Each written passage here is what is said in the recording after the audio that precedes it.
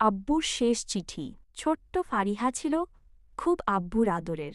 প্রতিদিন মাগরিবের নামাজের পর আব্বু ওকে কোলে বসিয়ে কুরআনের তাফসির বুঝাতেন। বলতেন, ফারিহা, এই দুনিয়ায় সব কিছু শেষ হয়ে যাবে, কিন্তু আল্লাহর কালাম থাকবে চিরকাল। একদিন হঠাৎ করেই আব্বু অসুস্থ হয়ে পড়লেন। ডাক্তার বললেন ক্যান্সার ধরা পড়েছে। ফারিহা তখন ক্লাস 7-এ পড়ে। অসুস্থ শরীর নিয়েও আব্বু নামাজ কুরআন কখনো ছাড়েননি। একদিন ফারিহা দেখল আব্বু একা একা কাঁদছেন।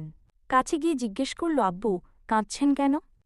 আব্বু মুচকি হেসে বললেন, বাবা, হয়তো আর বেশি দিন তোমার পাশে থাকতে পারব না, কিন্তু একটা জিনিস কথা দাও, কখনো নামাজ ছাড়বে না আর কুরআনকে বন্ধু বানিয়ে নিবে।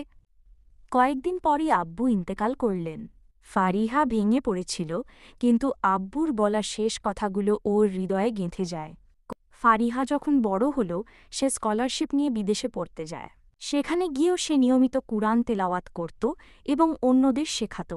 একদিন এক আন্তর্জাতিক ইসলামিক কনফারেন্সে ফারিহা তার অভিজ্ঞতা বর্ণনা করছিল।